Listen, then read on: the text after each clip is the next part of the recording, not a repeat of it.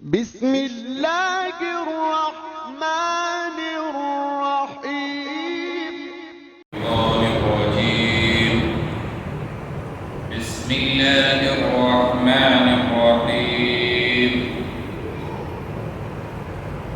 إن الذين كفروا لن تغني عنهم أموالهم ولا أولادهم من الله شيئا وأولئك هم وقود النار كدأب آل فرعون والذين من قبلهم كذبوا بآياتنا فأخذهم الله بذنوبهم والله شديد العقاب. قل للذين كفروا ستغلبون وتحشرون إلى جهنم وبئس المهاد. صدق الله العظيم وصدق رسوله النبي الكريم.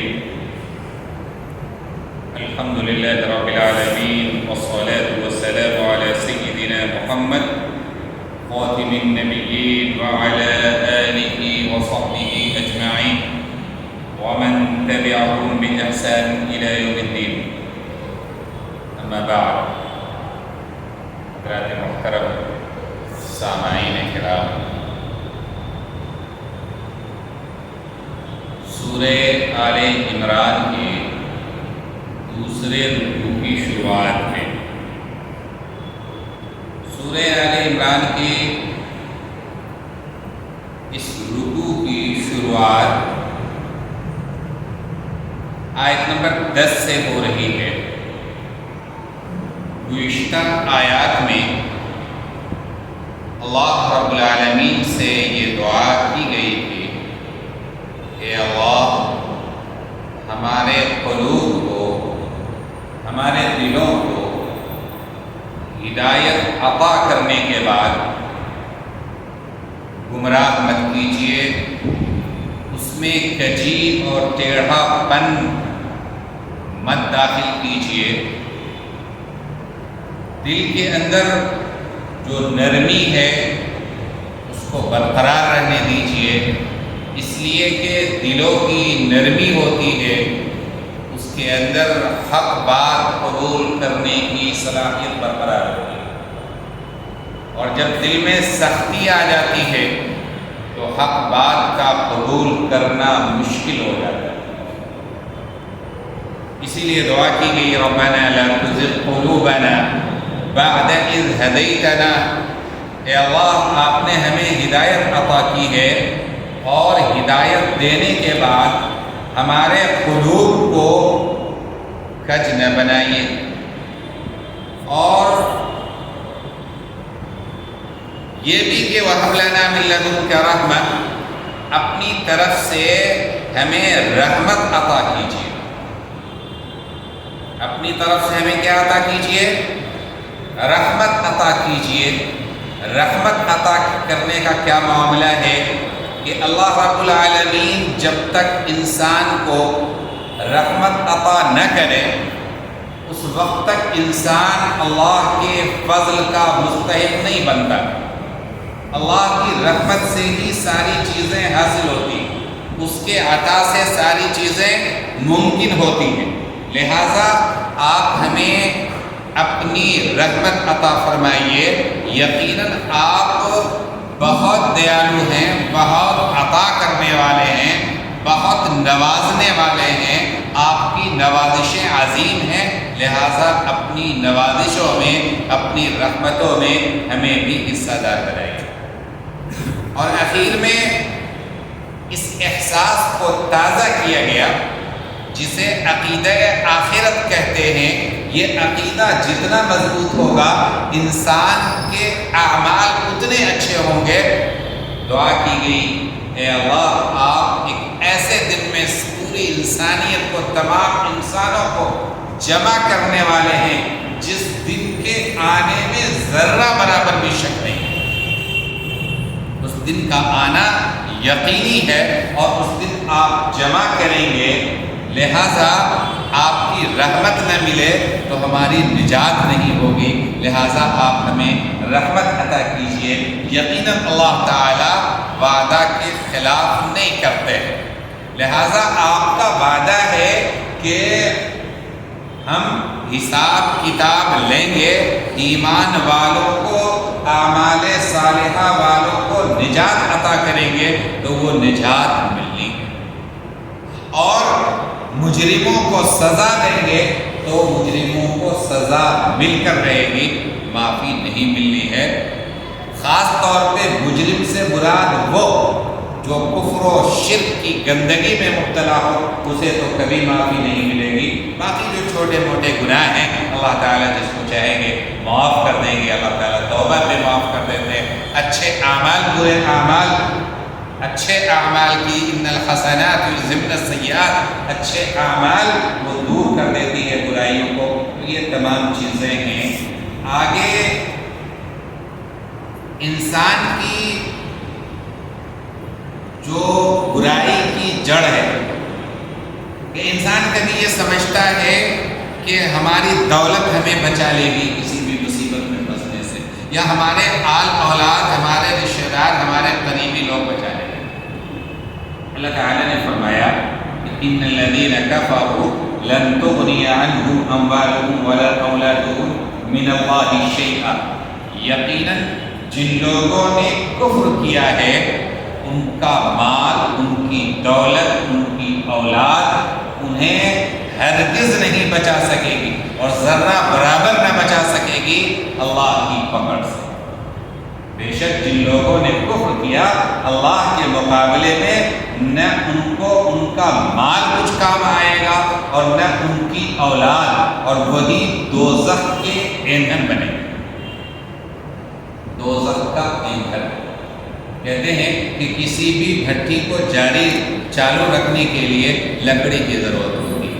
کوئی بھی چولہا اسی وقت تک چلتا رہے گا جب تک کہ اس میں کوئلہ ہوگا، کوئلہ جلتا رہے گا، چولہا روشن رہے گا، کوئلہ جل ختم ہو جائے گا، چولہا بند ہو جائے گا۔ تو یہ جو کفار ہیں نا، جو اللہ کے منکر ہیں، ان کے بارے میں فرمایا کہ وہی جہنم کے ایندھن ہوں گے، انہی کے ذریعے جہنم کو دہکایا جائے۔ كَدَابِ آلِ فِرْعَوْنَ وَالَّذِينَ مِن قَبْلِهِمْ كَذَّبُوا بِآيَاتِنَا فَأَخَذَهُمُ اللَّهُ بِذُنُوبِهِمْ وَاللَّهُ شَدِيدُ الْعِقَابِ۔ ان کی حالت جو اس زمانے میں موجود ہیں کفار و مشرکین، ان کی کیا حالت ہے، ان کا انجام کیا ہونا ہے، اس کی نشاندہی کی جا رہی ہے۔ جیسے فرعون کے لوگ اور ان سے پہلے کے لوگوں کا معاملہ ہوا کہ ان لوگوں نے ہماری آیتوں کو جھٹلایا، تو ان کے گناہوں کی وجہ سے اللہ نے ان کی پکڑ فرمائی، اور اللہ سخت سزا دینے والے ہیں۔ جو ان کی حالت ہوئی ہے وہی ان کی حالت بھی ہونے والی ہے۔ فرعون کے پاس سب کچھ تھا، حکومت تھی، اقتدار تھا، دولت تھی، اور عیش و آرام کے سارے اسباب تھے، لیکن نہ ان کی دولت کام آئی، نہ فوج کام آئی، نہ طاقت کام آئی، نہ حکومت کام آئی۔ ساری چیزیں اللہ کے حکم کے سامنے ہیج ہو گئی، اور وہ سمندر میں غرق کر دیا گیا اپنی پوری فوج کے ساتھ۔ اسی لیے اگر کوئی اپنی طاقت کے نشے میں چور ہے، اپنی تعداد کی قوت پہ کوئی غرور کر رہا ہے، تو اسے سمجھ جانا چاہیے، اس لیے کہ اللہ کی جب پکڑ آ جاتی ہے، نہ تو تعداد کام آتی ہے، نہ حکومت کام آتی ہے، نہ اقتدار کام آتا ہے، اللہ کا حکم ہی غالب ہو کر کے رہتا ہے۔ ان کے ساتھ بھی ایسا ہوا تھا، اور رسول اللہ صلی اللہ علیہ وسلم کو بتایا جا رہا ہے کہ آپ کے زمانے کے جو مجرمین ہیں ان کا بھی یہی حال ہونے والا ہے۔ اور میں بتاؤں قرآن کریم کی ان آیات سے بشارت پا کر کے کہ اس زمانے کے جو مجرمین ہیں ان کے ساتھ بھی ایسا ہی کچھ ہونے والا ہے، لہذا انہیں اپنی طاقت کے نشے میں مغرور نہیں ہونا چاہیے۔ قل للذین کفروا ستغلبون وتحشرون الی جہنم وبئس المہاد۔ اے رسول اللہ صلی اللہ علیہ وسلم، آپ فرما دیجئے ان لوگوں سے جو کفر کر رہے ہیں، آپ کفر کرنے والوں سے فرما دیں کہ ان قریب تم لوگ مغلوب ہو،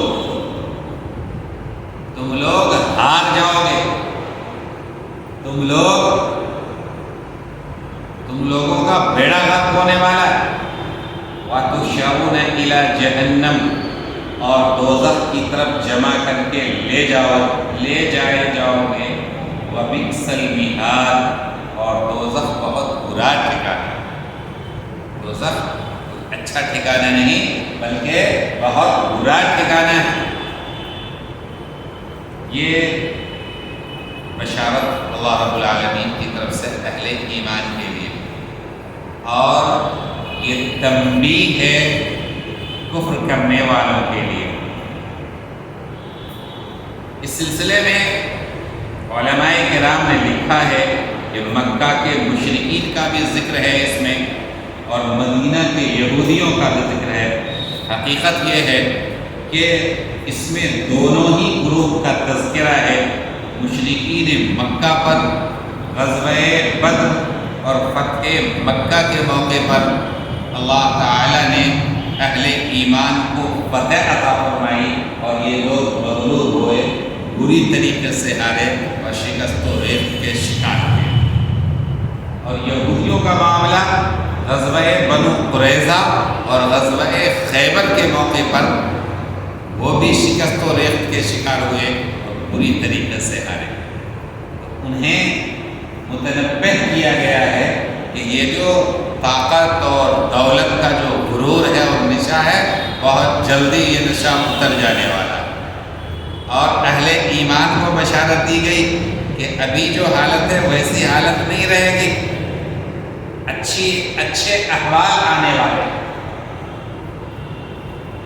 آگے کی آیت میں اللہ رب العالمین نے جنگ بدر کی منظر کشی فرمائی ہے۔ جنگ بدر کی منظر کشی کی گئی ہے، اس کا سین بتایا گیا۔ جنگ بدر کئی لحاظ سے اللہ رب العالمین کی طرف سے حق اور باطل کے درمیان فرق کرنے والی جنگ تھی۔ اس میں اللہ کی عظیم قدرت کا کرشمہ ظاہر ہوا تھا۔ کب؟ جنگ بدر کے موقع پر اللہ رب العالمین نے ارشاد فرمایا قد كان لكم آية في فئتين التقتا فئة تقاتل في سبيل الله وأخرى كافرة يرونهم مثليهم رأي العين والله يؤيد بنصره من يشاء إن في ذلك لعبرة للمؤمنين۔ تمہارے لیے ان دو گروہوں میں جو ایک دوسرے سے برسرے پیکار تھے نشانی ہے۔ ایک گروہ تو اللہ کے راستے میں جہاد کر رہا تھا، اور دوسرا گروہ وہ منکروں کا تھا جو کھلی آنکھوں دیکھ رہا تھا کہ وہ مسلمانوں سے کئی گنا ہے، اور اللہ جسے چاہتے ہیں اپنی مدد سے قوت عطا فرماتے ہیں۔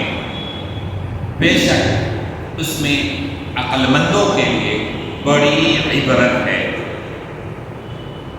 یہ جو ہے یہ فئۃ تقاتل فی سبیل اللہ واخری کافرۃ یرونہم مثلیہم رأی العین،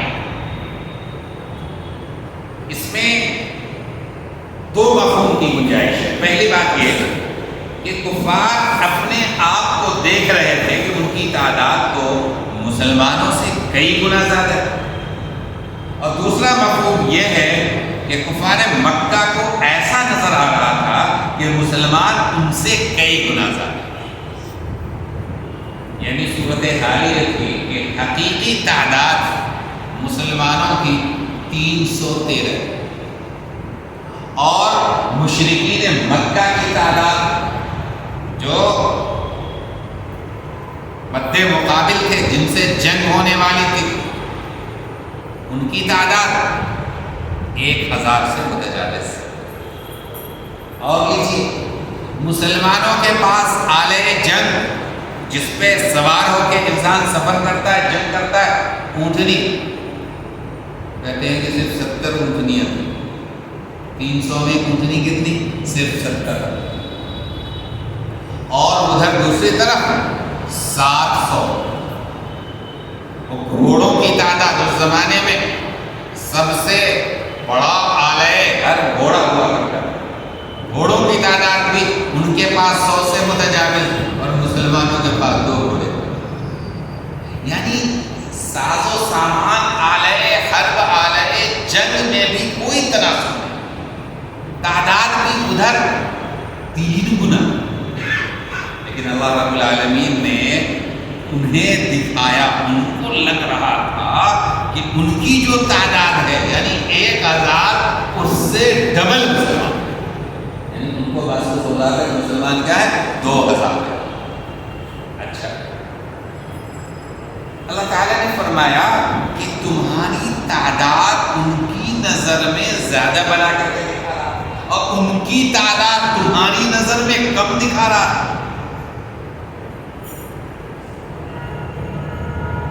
اس لیے کہ حوصلہ بڑھانے کے کئی طریقے ہوتے ہیں۔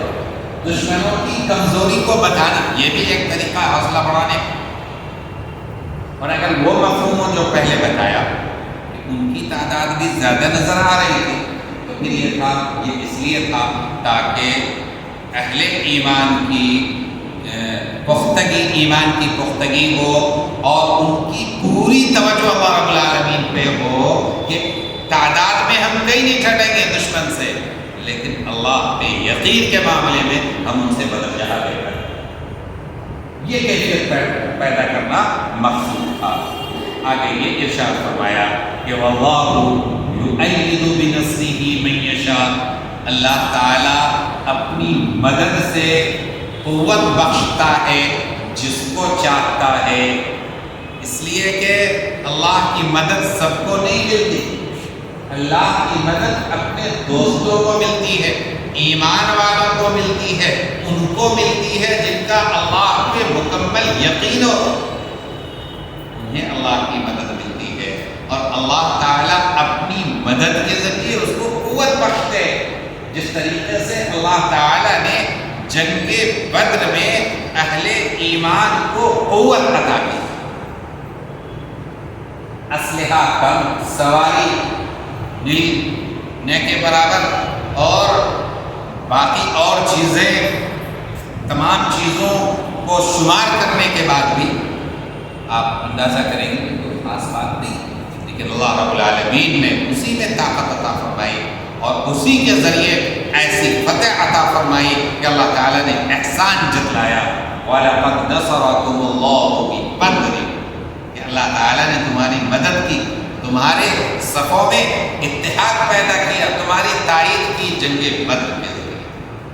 اس سے پہلے تم لوگ کمزور تھے، لیکن اس کے ذریعے مضبوطی ملی۔ ان فی ذلک لعبرۃ لأولی الابصار، یقیناً اس میں عبرت کا سامان موجود ہے عقل مندوں کے لیے۔ زین للناس حب الشہوات من النساء والبنین والقناطیر المقنطرة من الذهب والفضة والخيل المسومة والأنعام والحرث، ذلك متاع الحياة الدنيا والله عنده حسن المآب۔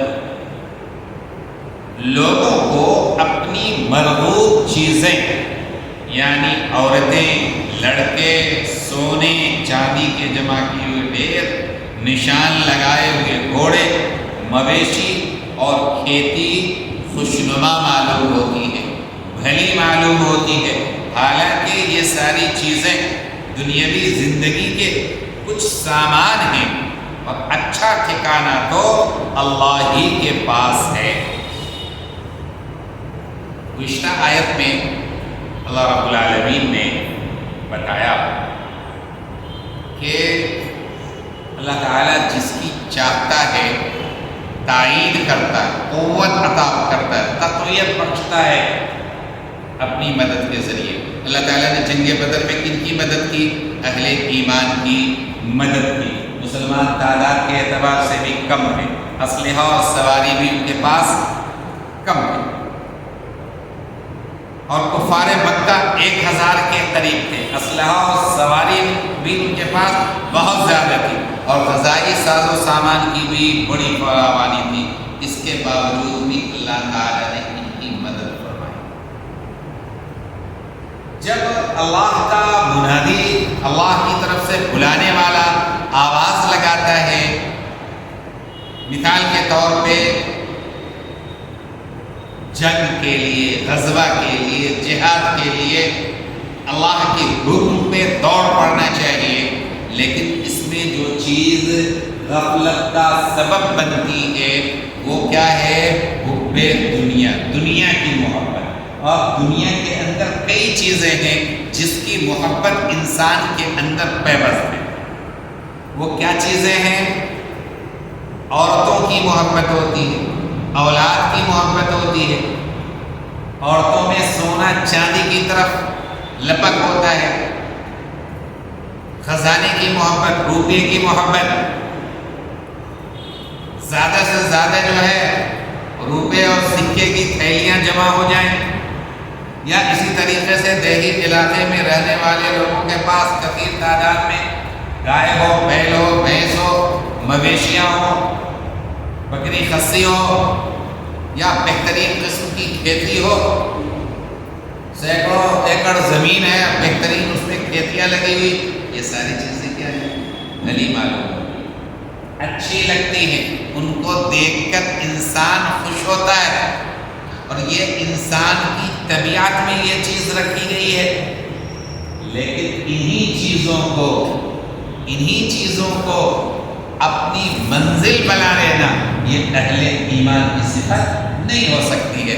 اہل ایمان کی کیا صفت ہوگی کہ وہ منزل تو اللہ رب العالمین کی رضا کو، منزل جنت کو بنائے، اور یہ ساری چیزیں تو وقتی ہیں۔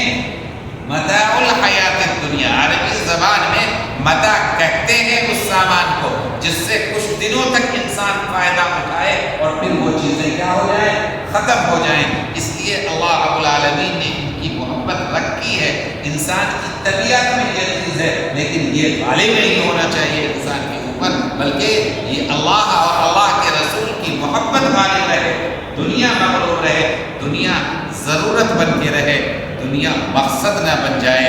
اسی کو بتایا گیا کہ واللہ عندہ حسن المآب، کہ اللہ کے نزدیک ہی کیا ہے؟ بہترین ٹھکانہ ہے، اچھا ٹھکانہ تو اللہ ہی کے پاس ہے۔ اس کے بعد اگلی آیت میں بتایا جا رہا ہے کہ اہل ایمان کی نظر کہاں ہونی چاہیے؟ قل، اے رسول اللہ صلی اللہ علیہ وسلم آپ فرما دیجئے کہ کیا میں تم کو ان سے بہتر چیز نہ بتاؤں؟ جو لوگ اللہ سے ڈرتے ہیں ان کے لیے ان کے پروردگار کے پاس ایسی جنتیں ہیں جن کے نیچے نہریں جاری ہوں گی، یہ لوگ ہمیشہ اسی میں رہیں گے۔ تو یہاں پہ دیکھیے کہ قل اُنَبِّئُكُم بِخَيْرٍ مِّن ذَلِكُمْ، اوپر جو چیزیں بتائی گئی کہ بیویاں، اولاد اور جمع کیے ہوئے ڈھیر سونے چاندی کے، اور مویشی، گھوڑے، کھیتیاں، یہ تمام چیزیں نظروں کو بہت بڑی معلوم ہوتی ہیں، دلوں کو ان سے خوشی ملتی ہے، لیکن یہ چیز وجہ پسندیدگی نہیں ہے اللہ رب العالمین کے نام۔ تو پسندیدہ چیزیں کیا ہیں؟ فرمایا للذین اتقوا عند ربہم، جو لوگ اللہ سے ڈرتے ہیں ان کے لیے ان کے رب کے پاس ایسی جنتیں ہوں گی جن کے نیچے نہریں جاری ہوں گی، وہ لوگ اس میں ہمیشہ رہیں گے۔ وہ ازواج مطہرہ، اور دنیا میں بیوی سے محبت تھی، جنت میں پاک باز اور پوتر اور مقدس اور ساری گندگیوں سے دور بیویاں ملیں گی، حوریں ملیں گی۔ اللہ تعالیٰ اس میں وہ سکون عطا فرمائیں گے کہ جس کا انسان دنیا میں تصور بھی نہیں کر سکتا۔ تو ہر خواہش پوری ہوگی، باغات ہوں گے، نہریں جاری ہوں گے نیچے، جس طریقے سے دنیا میں آج کل 5 اسٹار اور 7 اسٹار ہوٹل بنتے ہیں، اور عام طور پہ ساحل سمندر پہ ایسے ہوٹل بنائے جاتے ہیں، اور اگر ساحل سمندر نہیں ہے تو مصنوعی نہریں بنائی جاتی ہیں تاکہ ایک خاص قسم کی پرفضا کیفیت پیدا ہو، خوبصورتی پیدا ہو، خوبصورتی سے آنکھوں کو ٹھنڈک ملے، نظروں کو سرور ملے، نظروں کو نور اور دلوں کو سرور ملے۔ تو یہ مصنوعی چیزوں میں تو وہ سرور ہے نہیں۔ اللہ رب العالمین نے جو جنتیں تیار کر رکھی ہیں اور ان کے اندر جو بیویاں ہوں گی پاک باز، ان کے اندر اللہ نے آپ کے لیے سرور اور سکون سب کچھ رکھا ہے۔ وَرِضْوَانٌ مِّنَ اللَّهِ، اور اللہ کی طرف سے خوشنودی ہے، یہ سب سے بڑی چیز ہے۔ کچھ بھی نہ ملے اور اللہ کی خوشنودی مل جائے، یہ سب سے بڑی چیز ہے۔ کائنات کی سب سے بڑی دولت، آخرت کی سب سے بڑی دولت۔ اسی لیے کہتے ہیں کہ جنتی لوگ اپنے رب کو دیکھیں گے، ساری نعمتیں عطا کر دی جائیں گی، تو پوچھا جائے گا کہ کیا اور بھی کچھ چاہیے؟ تو کہیں گے یہ بندے جنتی کہ یا رب آپ نے تو سب کچھ عطا کر دیا، اب کیا چاہیے ہمیں؟ اللہ رب العالمین اپنا دیدار فرمائیں گے۔ وجوہ یومئذ ناظرۃ الی ربها ناظرۃ، بہت سے چہرے تر و تازہ ہوں گے اور اپنے رب کو دیکھ رہے ہیں۔ یہ بڑی بات ہے، دنیا میں یہ ممکن نہیں ہے، دنیا میں ان آنکھوں میں وہ طاقت نہیں ہے۔ اللہ تعالیٰ جنت میں پہلے آنکھوں میں طاقت پیدا کریں گے، اور تب جو ہے رویت باری ہوگی، رب کا دیدار ہوگا، کیا منظر ہوگا، کیا وہ خوشی کا مقام ہوگا جب ہمیں اپنے رب کا دیدار ہوگا۔ میرے بھائی، رب کا دیدار تو جنت میں ہونا ہے، لیکن دنیا میں اگر خواب میں نبی کا دیدار ہو جائے تو کتنی بڑی بات ہے۔ نبی کے دیدار کے لیے یہ ربیع الاول کا مہینہ ہے، اس میں کم از کم اتنی بات تو ہونی چاہیے کہ ہم رسول اللہ صلی اللہ علیہ وسلم کی جیونی، آپ کی سیرت اور آپ کے کیریکٹر اور آپ کے کردار کا مطالعہ کریں۔ اور آپ کی سیرت کیا تھی میرے بھائی؟ قربان جائیے، اما عائشہ صدیقہ رضی اللہ تعالیٰ عنہ سے پوچھا گیا ما کان خلق النبی، کہ اما عائشہ حضور اکرم صلی اللہ علیہ وسلم کی سیرت کیا تھی، ان کے اخلاق کیا تھے؟ فرمایا کان خلقہ القرآن، یہی ہے سیرت، جو کچھ قرآن کریم میں ہے وہی رسول اللہ صلی اللہ علیہ وسلم کی سیرت تھی۔ آپ عملی نمونہ تھے قرآن کریم کے۔ اللہ نے جن چیزوں کا حکم فرمایا ہے، جن چیزوں کے کرنے کا یا رکنے کا عملی طور پہ کر کے دکھانے والے ہمارے آقا مولا جناب محمد رسول اللہ صلی اللہ علیہ وسلم۔ اس لیے اللہ کی رضا یہ سب سے بڑی چیز ہے۔ واللہ بصیر بالعباد، اور اللہ بندوں پر خوب نگاہ رکھے ہوئے ہیں، کوئی بندہ ان کے علم اور قدرت سے باہر نہیں ہے، اللہ تعالیٰ خوب جانتا ہے اور نگاہ رکھے ہوئے ہیں۔ الذین یقولون ربنا اننا آمنا فاغفر لنا ذنوبنا وقنا عذاب النار، یہ متقی کیسے ہیں جن کے لیے جنت کی بشارت دی گئی ہے اور اللہ تعالیٰ نے اپنی رضا کا اعلان کیا ہے۔ ان کی خوبی کیا ہے؟ الذین یقولون، جو دعا مانگتے ہیں اور دعا میں یہ کہتے ہیں کہ ربنا اننا آمنا، اے ہمارے پروردگار بے شک ہم آپ پر ایمان لائے، اس لیے آپ ہمارے گناہ کو معاف فرما دیجیے اور دوزخ کے عذاب سے بچا لیجیے۔ دوزخ کے عذاب سے بچا لیجئے. الصابرین، یہ تو ایک تو دعا کرتے ہیں اللہ تعالیٰ سے تو اللہ تعالیٰ بچائے گا ان کو جہنم کے عذاب سے، اللہ مغفرت فرمائے گا ان کی. مزید کیا خوبی ہے ان کی؟ الصابرین، یہ متقی لوگ صبر کرنے والے ہوتے ہیں. الصادقین، سچ بولنے والے. والقانتین، فرما بردار. والمنفقین، اور خرچ کرنے والے. والمستغفرین بالاسحار، اور سحری کے ٹائم میں اٹھ کر کے اللہ سے دعائیں مغفرت کرنے والے. تو دیکھیے ایمان والوں کی صفت کیا کیا بتائی گئی. متقیوں کی صفت، ایک صفت بتائی گئی صابرین، صبر کرنے والے. صبر کا مفہوم ایک وہ ہے جو ہم اور آپ جانتے ہیں کہ کوئی تکلیف پہنچی ہم نے صبر کر لیا. والد کا انتقال ہو گیا صبر کر لیا، والدہ کا انتقال ہوا صبر کر لیا، ماں کا انتقال ہوا صبر کر لیا، بیٹا کا انتقال ہوا صبر کر لیا. یہ صبر کا مفہوم جانتے ہیں. لیکن صبر در حقیقت جمنے کو کہتے ہیں، رکنے کو کہتے ہیں، برداشت کرنے کو کہتے ہیں. تو اس کا مفہوم یہ ہوا کہ نیکیوں پہ جم جانا یہ بھی صبر کرنا ہے، گناہوں کے نہ کرنے پہ ڈر جانا یہ بھی کیا ہے؟ صبر ہے. اور مصیبت کے وقت جزا فضا نہ کرنا اور اللہ کی قدرت پہ اور اللہ کے اس فعل پہ راضی ہو جانا یہ بھی کیا ہے؟ صبر ہے. تو صابرین یہ ہوئے والصادقین، اور سچے لوگ ہیں، سچ بولتے ہیں، سچ سنتے ہیں، سچائی کے پرچارک ہیں، سچائی کو پھیلانے والے ہیں.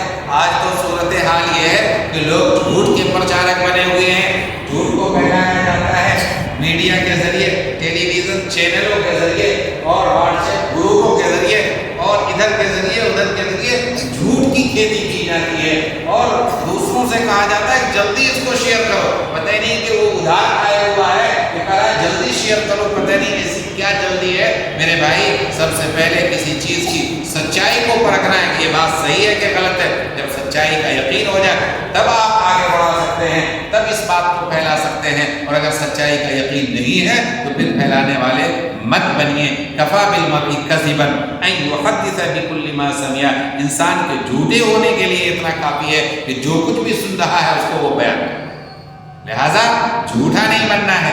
اسی طریقے سے غلط باتوں کو پھیلانا یہ کیا ہے؟ یہ جھوٹے کی پہچان ہے. حضرت رسول اللہ صلی اللہ علیہ وسلم نے ارشاد فرمایا کہ ایک شخص زندگی میں جھوٹ سچ بولتا ہے اور سچائی کا اہتمام کرتا ہے اور سچائی کی جستجو میں رہتا ہے، یہاں تک اللہ رب العالمین کے یہاں اس کا شمار صدیقین میں ہو جاتا ہے. اور ایک شخص جھوٹ بولتا ہے، جھوٹ کی جستجو میں رہتا ہے اور جھوٹ کا پرچارک بنا رہتا ہے تو اس کا نام کذاب لوگوں کی فہرست میں لکھ دیا جاتا ہے. کہتے ہیں کہ سچ بولنا ایمان والوں کی علامت ہے اور جھوٹ بولنا نفاق کی علامت ہے. اللہ کے رسول صلی اللہ علیہ وسلم نے فرمایا کہ منافق کی علامت ہے کہ جب بھی بولے گا تو جھوٹ بولے گا، سچ نہیں بولے گا. تو سچ بولنا متقیوں کی علامت ہے، ان کو اللہ تعالیٰ جنت میں مقام عطا فرمائیں گے. والقانتین، اور کیا ہے؟ فرما بردار ہے، اللہ کے حکم کو ماننے والے. اللہ کا جو حکم آیا بلا چپو چرا اس کو انجام دینے میں لگ گئے. والمنفقین، ساتھ ساتھ بتایا کہ بہت سچے ہیں، بہت صبر کرتے ہیں، بہت نیک کام کرتے ہیں، اللہ کے حکموں کو بھی مانتے ہیں، لیکن جیب ڈھیلا کرنا بہت مشکل ہوتا ہے.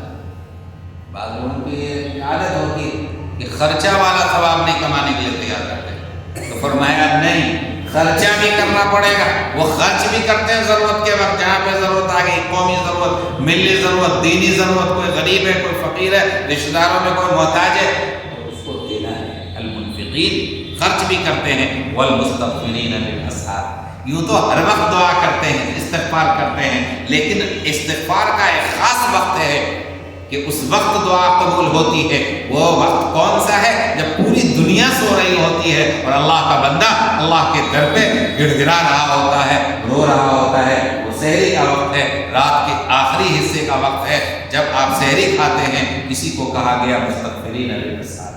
اس وقت کی نماز اللہ کو بہت پسند ہے. علامہ اقبال نے کہا کہ عطار ہوں کہ راضی ہوں، رومی ہوں غزالی ہوں، کچھ ہاتھ نہیں آتا بے آہے سحرگاہی. جب تک سحرگاہی نہیں ہوگی، دعائیں نہیں ہوگی، اللہ سے سحر کے وقت استغفار نہیں ہوگا، بزرگی کا تصور بھی مت کیجیے۔ بزرگوں کی سب سے جو یہ صفت ہے، علامت ہے، وہ کیا ہے؟ تہجد کا اہتمام کرنا۔ شہید اللہ انہ لا الہ الا ہو، اللہ گواہ ہے کہ اس کے سوا کوئی عبادت کے لائق نہیں ہے، اور فرشتے اور اہل علم بھی اس پر گواہ ہیں۔ کیا ہے کہ وہ اللہ جو انصاف کے ساتھ کائنات کی تدبیر کر رہا ہے۔ ان الدین عند اللہ الاسلام، یقیناً جیسے دیکھیں اللہ گواہ ہے کہ اس کے سوا کوئی عبادت کے لائق نہیں، اور فرشتے اور اہل علم بھی اس بات میں گواہ ہیں۔ وہ اللہ جو انصاف کے ساتھ کائنات کی تدبیر کر رہا ہے، اس کے سوا کوئی معبود نہیں، وہی غالب اور حکمت والا ہے۔ بے شک اللہ کے نزدیک دین تو اسلام ہی ہے، اور اہل کتاب نے جانتے بوجھتے محض باہمی حسد کی بنا پر اختلاف کیا ہے، اور جو اللہ کے احکام کے ساتھ کفر کرے تو بے شک اللہ جلد حساب لینے والے ہیں۔ ان اللہ سریع الحساب۔ یہ آیت کریمہ بہت اونچے مضامین اس کے اندر بیان کیے گئے، اس کو آیت شہادت کہتے ہیں۔ اس کی حدیث میں بڑی فضیلت آئی۔ اہل کتاب کے دو عالم رسول اللہ صلی اللہ علیہ وسلم کی خدمت میں پہنچے اور کہا یا رسول اللہ آپ بتائیں کہ سب سے بڑی شہادت کیا ہے؟ اس موقع پہ یہ آیات نازل ہوئی، رسول اللہ صلی اللہ علیہ وسلم نے بتایا تو اہل کتاب دونوں افراد نے فوراً اسی مجلس میں اسلام قبول کر لیا۔ اس کی یہ بھی فضیلت آئی ہے کہ جو ان کے ساتھ دعا کرے گا اللہ تعالیٰ ان کی مغفرت کرے گا۔ اس کے اندر جو مضامین بیان کیے گئے ہیں اس میں کچھ تفصیل ہے، انشاءاللہ اگلے ہفتہ اس کی وضاحت کی جائے گی۔ خلاصہ یہ ہے کہ اللہ کی مدد سب کو نہیں ملتی، اللہ جس کو چاہتا ہے اپنی مدد سے نوازتا ہے، اس کو قوت فراہم کرتا ہے، اس کی تائید کرتا ہے، جیسا کہ جنگ بدر میں اللہ تعالیٰ نے اہل ایمان کی تائید فرمائی۔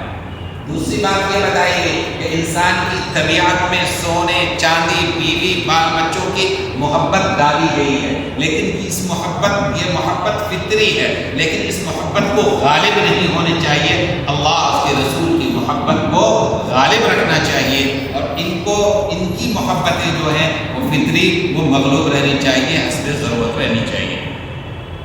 اسی طریقے سے بتایا گیا کہ جو متقی ہیں اللہ تعالیٰ ان کو جنت عطا فرمائیں گے، وہ جنت جس کے نیچے نہریں جاری ہوں گی، اور باز بیویاں عطا کریں گے، اور اللہ تعالیٰ کی طرف سے خوشنودی ملے گی، اور اللہ تعالیٰ نگہباں ہیں اپنے بندوں کے۔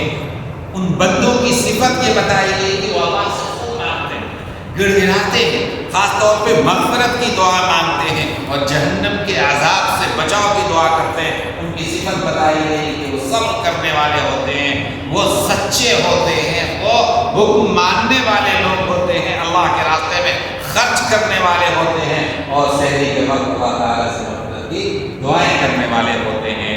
اور پھر اخیر میں آیت شہادت ہے کہ اللہ نے یہ گواہی دی کہ اللہ کے علاوہ کوئی عبادت کے لائق نہیں، اللہ نے کہہ دیا کافی تھا، اس کے لیے گواہی دی گئی، اور صرف اللہ کی نہیں بلکہ فرشتوں کی بھی گواہی ہے، اور اہل علم کی گواہی ہے کہ اللہ کے علاوہ کوئی عبادت کے لائق نہیں، وہ غالب ہے اور حکمت کے ساتھ پورے کائنات کے نظام کو تھامے ہوا ہے، اور اسی کی طرف سے یہ فیصلہ ہے کہ ان الدین عند اللہ الاسلام، کہ اصل دین تو اللہ کے نزدیک صرف اسلام ہی ہے، اور جو لوگ اسلام کو نہیں مانتے یا اسلام کو نہیں مانیں گے ان کا دین معتبر نہیں ہے اللہ کے نزدیک۔ اللہ کا مقرب بننا ہے، اللہ کا پسندیدہ بننا ہے، تو کیا کرنا پڑے گا؟